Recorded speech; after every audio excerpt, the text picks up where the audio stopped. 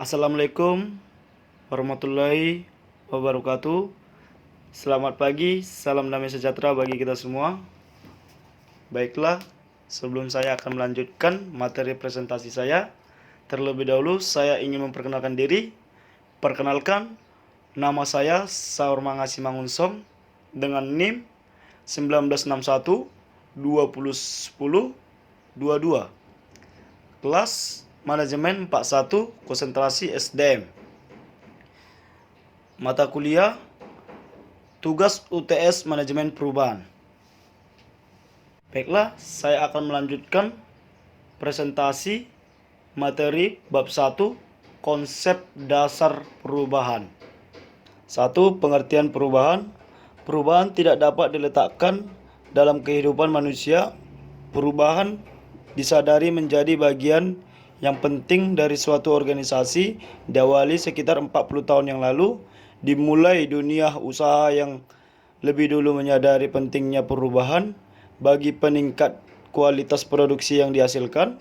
Berdasarkan buku Change Management karangan Jeff Davidson, bahwa manajemen perubahan atau change management merupakan sebuah proses penyajaran atau alignment berkelanjutan sebagai sebuah organisasi dengan pasarnya dan melakukan lebih tanggap dan efektif daripada pesaingnya.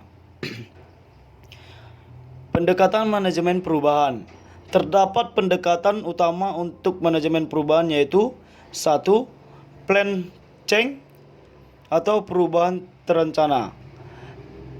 4. Phase tindakan, yaitu sebagai berikut. Yang pertama, eksplorasi phase atau phase eksplorasi.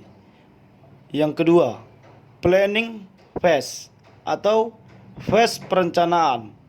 Yang ketiga, action phase atau phase tindakan.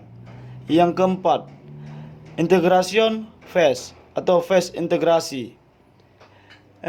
Emergent approach atau pendekatan darurat.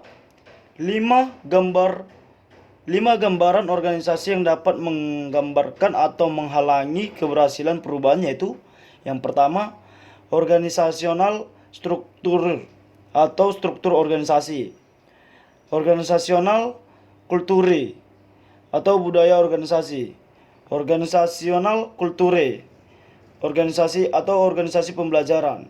Yang keempat, manajerial behavior atau perilaku manajerial. Yang kelima, power dan politis atau kekuatan dan politik. Penyebab perubahan. Secara grafis, besar faktor penyebab terjadinya perubahan dan dapat dikelompokkan menjadi 2, yaitu yang pertama, faktor eksternal. Faktor eksternal ialah penyebab perubahan yang berasal dari luar perguruan tinggi atau sering disebut lingkungan. Perguruan tinggi sebagai organisasi modern menganut asas sistem terbuka. Yang kedua, faktor internal. Faktor internal adalah penyebabnya dilakukan perubahan yang berasal dari perguruan tinggi yang bersangkutan. Perubahan dalam konsep nilai agama, ubahlah dirimu, dunia berubah di tanganmu. Umumnya di antara kita gampang takjub terhadap kehebatan orang, tetapi seringkali gagal atau mungkin malas mendesain diri agar menjadi orang sukses. Tipe perubahan dan tahapan perubahan. Perubahan dalam organisasi terdiri dari tiga tipe, yaitu yang pertama, perubahan rutin. Perubahan rutin adalah dalam organisasi merupakan perubahan yang sudah direncanakan sebelumnya. Yang kedua, perubahan peningkatan. Organisasi harus selalu meningkatkan manfaat atau nilai yang dicapai. Yang ketiga, perubahan inovatif. Perubahan inovatif mencakup bagaimana agar suatu organisasi bisa memberikan lebih banyak pelayanan yang terbaik bagi masyarakat. Problem pelaksanaan perubahan.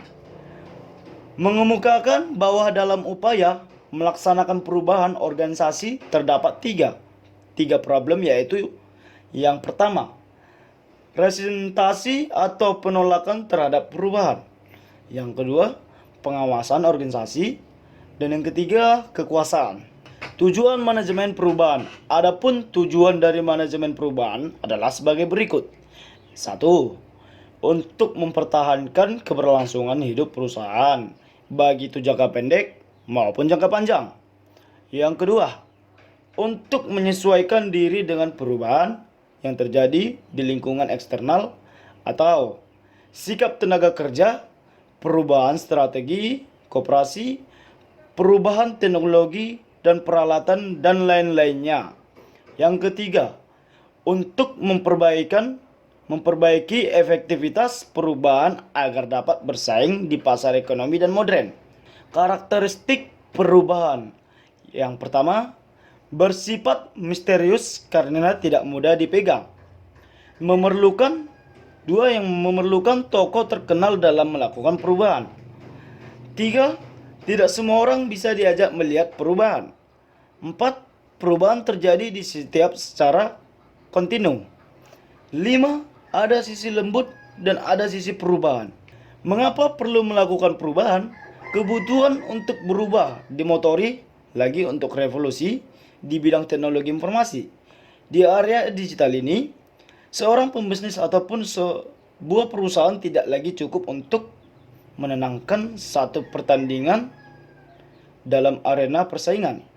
Jika tidak bisa lagi merasa puas karena telah meraih satu prestasi. Mengapa takut perubahan? Alasan yang sering kita ungkapkan adalah rasa takut. Rasa ini muncul karena tidak dapat atau tidak tahu pasti apa yang menanti di depan kita. Yang kedua, resiko merupakan alasan berikut yang sering terdengar. Resiko memang merupakan bagian yang terpisahkan dari perubahan. Yang ketiga, perubahan seringkali diikuti dengan kesulitan. Kesulitan mencari modal, memilih lokasi usaha, mengurus perizinan yang diperlukan, memproduksi barang. 10. Analisis manajemen perubahan. Analisis konsep dan tahapan manajemen perubahan. Analisis tahapan perubahan. Analisis pelaksanaan manajemen perubahan. Kesimpulan, dalam kehidupan manusia, perubahan tidak dapat dihindari. Dimulai dari dunia usaha yang lebih dulu menyadari pentingnya perubahan bagi peningkatan kualitas produksi dan yang dihasilkan sampai administrasi perguruan tinggi.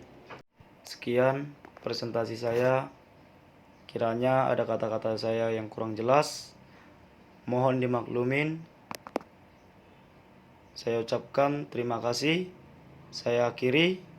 Waalaikumsalam warahmatullahi wabarakatuh.